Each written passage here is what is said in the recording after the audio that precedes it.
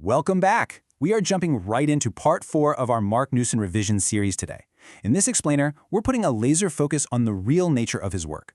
We're going to break down exactly how he makes things, who he collaborates with to bring them to life, and the incredibly diverse consumer base that actually buys his stuff. So let's just dive right in. Seriously, how does one guy design both a $1.5 million chair and the sneakers you might literally have on your feet right now?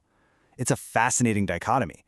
You know, there's this persistent myth out there that high-end designers just sit in pristine white rooms, sketch something on a napkin, and boom, magical things happen. But the reality of Newson's career? It's a lot grittier, way more technical, and far more expansive than that. Which brings us to the evolution of his process, moving from foam to digital. To really shatter that myth of effortless design, we just have to look at how Newson started out in his early 20s. His process was intensely, almost violently physical. He actually describes creating the initial mold for his iconic Lockheed Lounge by, quote, hacking away at this big lump of foam with a wire brush, a very, very savage wire brush. He was literally standing in a friend's backyard, white foam flying absolutely everywhere, just furiously trying to physically carve out the shape he saw in his head. Obviously, his workflow has drastically modernized since those backyard dates. He doesn't start with a savage wire brush anymore. Today, the very first step of his process is complex digital 3D modeling on computers. Step 2 utilizes rapid prototyping, things like 3D printing to quickly pump out test samples. And then finally, Step 3 scales everything up to advanced manufacturing techniques, like injection molding, to perfectly produce that final product. But here's the thing. Even with all of this cutting-edge technology right at his fingertips, he doesn't leave it entirely up to machines. He actively seeks out the absolute best human craftsmen in the world. For his high-end metal furniture, he actually utilizes automotive metalworkers, the highly skilled experts who usually build Aston Martins. He brings his designs to their workshops so they can hand-beat these flat sheets of metal, shaping these massive, heavy pieces as delicately and precisely as if they were crafting fine jewelry. Moving on to our next section, the ultimate collaborator designing for the world's biggest brands. It's super tempting to picture Newson as an isolated, solitary genius locked away making masterpieces. But he actually sees himself as a gun for hire. He even admits, in a way, I'm like a sort of psychologist.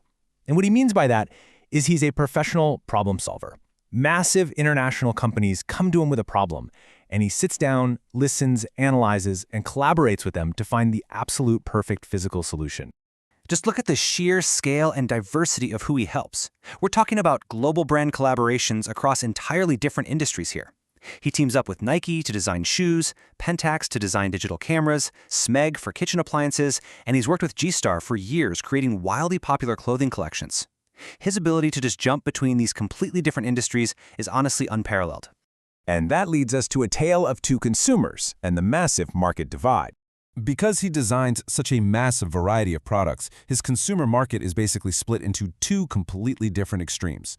On one hand, you have everyday consumers. Millions of regular people buy his mass-produced items, like those G-Star jackets or everyday tech gadgets. But then, on the exact opposite extreme, you have ultra-wealthy art collectors. These elite individuals are the ones buying his rare, limited edition pieces at high-end galleries and prestigious auction houses.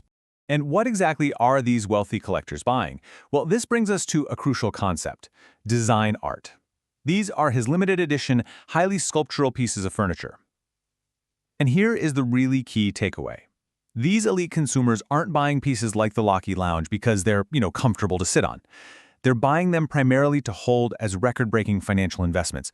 Which leads us to this staggering number for a bit of a mic drop moment: $1.5 million. That is the astronomical, record-breaking price the Lockheed Lounge actually sold for to private collectors at auction. It made it the most expensive piece of furniture by a living designer ever sold. Anyway, thanks for joining me on this explainer, but before we wrap up, I want to leave you with one really massive question. If a chair is bought for $1.5 million but is never actually meant to be sat on, is it still a piece of industrial design, or has it fully crossed over into pure art? Keep analyzing the world around you, and I'll catch you next time.